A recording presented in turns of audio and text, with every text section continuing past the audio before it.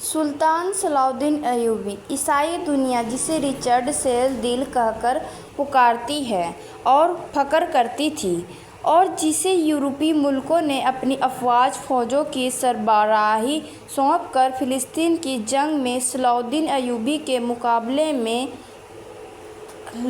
کھڑا کیا تھا۔ قاصد ایلچی کے چہرے پر تجویز کشمکش تھا۔ وہ اپنے بادشاہ رچرڈ کی طرف سے ایک ایسا پیغام لے کر آیا تھا جس کے بارے میں اس کا دل کہہ رہا تھا کہ مسلمانوں کا بادشاہ اس کا مثبت پازیٹیو رکھ سکے گا۔ سلطان صلاح الدین ایوبی نے بادشاہ رچرڈ کا پیغام پڑھا اور قاصد پر ایک نظر ڈالی جس کی گھبراہٹ میں مزید اضافہ ہو گیا تھا۔ انہوں نے قاصد کی ذہنی حالت بھانپ لی تھی اور مسکراتے ہوئے نرم و خفیف لہجے میں جواب دیا، بادشاہ رچرڈ سے کہہ دیجیے کہ ہمیں ان کی درخواست منظور ہے۔ ہم اپنے فوجی کمانڈروں کو ابھی حکم بھجوا دیتے ہیں۔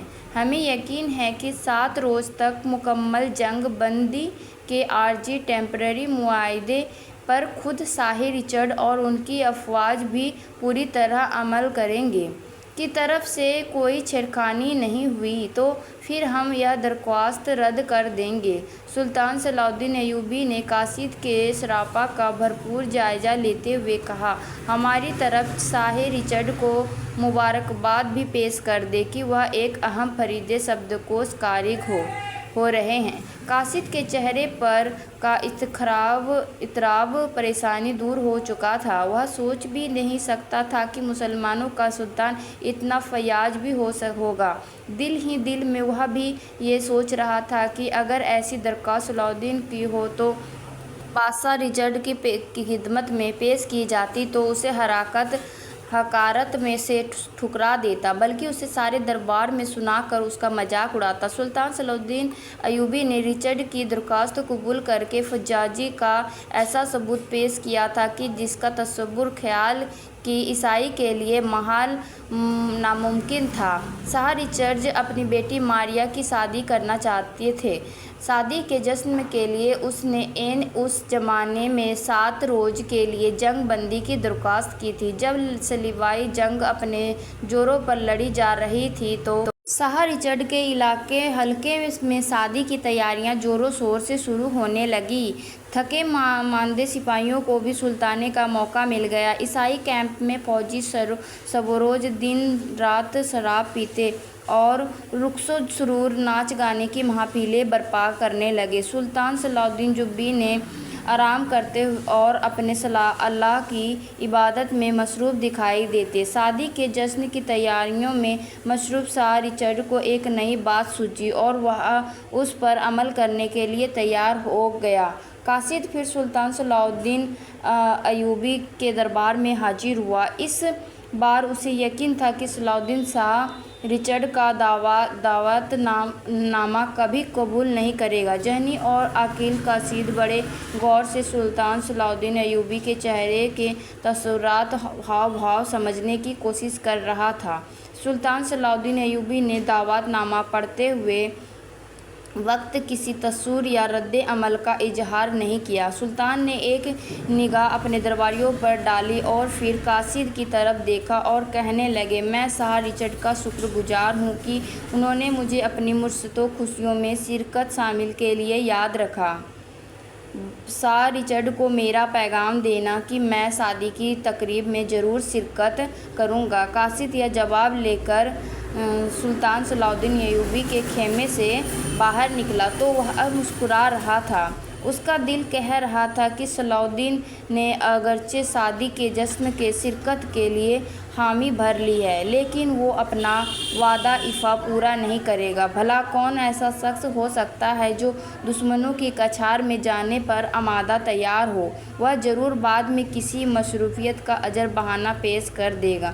شاہ رچرڈ کی بیٹی شہزادی ماریا کی شادی کا دن آ گیا۔ پورے وقت تجھ کو احتشام شان و شوکت سے عیسائی عیسائی طریقے کے مطابق شہزادی کی شادی ہوئی۔ رات کو شادی کی خوشی میں جشن کی تقریب منعقد شروع ہونے والی تھی اور اس میں سلطان صلاح الدین کی بھیجی گئی تھی۔ شام سے پہلے صلیبی کیمپ کا گوشہ کونا کندلوں اور روشنیوں سے جگمگانے لگا۔ سپاہی شراب پی رہے تھے، ناچ اور گا رہے تھے۔ شاہ رچرڈ کے خیمے میں اس کے درباری جرنیل اور عزیز و اقارب جمع ہو چکے تھے۔ شہزادی ماریا نے اپنی سہیلیوں کے جھرمٹ میں نئی نویلی دلہن بنی بیٹھی تھی۔ شاہ رچرڈ ہانکنے لگا تھا۔ وہ اپنی شجاعت بہادری کے قصیدے خود ہی پڑھ رہا تھا، بار بار اپنی سائمن سننے والے کو کہہ رہا تھا کہ صلاح الدین نہیں آئے گا، اس میں ہمارے کیمپ کا رخ کرنے کی جرأت کہاں؟ سلطان صلاح الدین ایوبی نے اپنے کیمپ میں بڑے اطمینان اور خضوع و خضوع سے عشاء کی نماز ادا کی۔ نماز سے فارغ ہو کر وہ خیمے سے باہر نکلے، جہاں ایک خادم ان کا خاص گھوڑا کے لیے موجود تھا۔ سلطان صلاح الدین ایوبی گھوڑے پر سوار ہوئے اور گھوڑا چلنے لگا۔ سلطان صلاح الدین ایوبی کے پیچھے دو گھڑ سوار بھی چلے آ رہے تھے، جو شادی کے تحائف اٹھائے ہوئے تھے۔ اب رات بہت ہو گئی۔ شاہ معظم ایک درباری نے شاہ رچرڈ کو مخاطب کر کے کہا، مسلمانوں کا سلطان، مسلمانوں کا بادشاہ نہیں آئے گا اب؟ خانِ شاہ رچرڈ نے اس کی بات کاٹتے ہوئے کہا، مجھے معلوم تھا کہ وہ نہیں آئے گا۔ میں نے اسے مرعوب کرنے کے لیے جو انتظام کیے تھے وہ بیکار گئے۔ عین اسی لمحے حاجب نے اعلان کیا، مسلمانوں کے سلطان صلاح الدین ایوبی تشریف لا رہے ہیں۔ حیرت اور استعجاب سے شاہ رچرڈ اور اس کے درباریوں کے منہ کھلے کے کھلے رہ گئے۔ شاہ رچرڈ اپنی حیرت اور بوکھلاہٹ پر قابو پانے کی کوشش کرتے ہوئے باہر کی طرف لپکا۔ تھوڑی دیر بعد سلطان صلاح الدین ایوبی اپنے دو خدمت گاروں کے ساتھ خیمے میں داخل ہوئے۔ خادموں نے تحائف گفٹ اٹھا رکھے تھے۔ تحائف سلطان صلاح الدین ایوبی نے نئی دلہن شہزادی ماریا کے لیے پیش کیے۔ اس کے فوراً ہی بعد دونوں خادم خیمے سے باہر چلے گئے۔ شاہ رچرڈ کا وہ خیمہ جو اس تقریب کے لیے بہت سجایا سنوارا گیا تھا، جس سے شاہ رچرڈ کی شان و شوکت کا اظہار ہوتا تھا، سلطان صلاح الدین ایوبی نے اسے ایک نظر دیکھا اور پھر اس میں کوئی دلچسپی باقی نہ رہی۔ عیسائی سردار، جرنیل اور اقاربین حیرت سے اس شخص کو دیکھتے رہے جس کے خلاف وہ لڑ رہے تھے، اور وہ کمال بے نیازی سے اکیلا ان کے درمیان بیٹھا تھا۔ اسے کسی قسم کے خوف اور خطرے کا احساس تک نہ تھا۔ سلطان صلاح الدین ایوبی کی یہ بے نیازی، مردانہ وقار شاہ رچرڈ کو کھٹکنے لگا۔ اس نے سلطان صلاح الدین ایوبی سے کہا، آپ کے جنگ سے دستبردار چھوڑنے ہونے کا وقت آ گیا ہے، مگر کیوں؟ سلطان صلاح الدین ایوبی نے کمال سادگی سے پوچھا، وہ اس لیے کہ یروشلم پر عیسائیوں کا حق ہے، یہ ہمارا مقدس مقام ہے۔ پھر ساری دنیا کے عیسائی یروشلم کے لیے سر دھڑ کی بازی لگائے ہوئے ہیں، وہ بھی اس سے دستبردار نہیں ہوں گے، اس لیے آپ جیت نہیں سکیں گے اور بلا وجہ مسلمان سپاہیوں کی موت کا باعث بنیں گے۔ سلطان صلاح الدین ایوبی کا چہرہ سے و تاثر تھا۔ وہ اسے کوئی بات کا اثر نہیں لے رہے تھے۔ انہوں نے بڑے وقار سے جواب دیا، شاہ رچرڈ، یہ بحث بے وقت اور بیکار ہے۔ یہ خوشی کا موقع ہے۔ فلسطین کا فیصلہ میدان جنگ میں ہوگا۔ اس کے سوا اس مسئلے کا کوئی اور حل نہیں۔ چند روز میں فیصلہ ہو جائے گا۔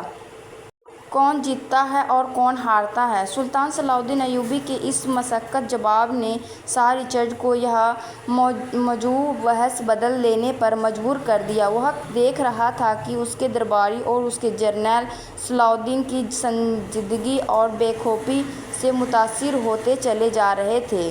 جب شاہ رچرڈ نے اپنا خفیہ ہتھیار استعمال کرنے کا فیصلہ کیا، اس نے بعض ماہر سپاہیوں کو خاص جنگی کرتب دکھانے کے لیے تیار کیا تھا۔ اس کے اشارے پر وہ سپاہی آ گئے۔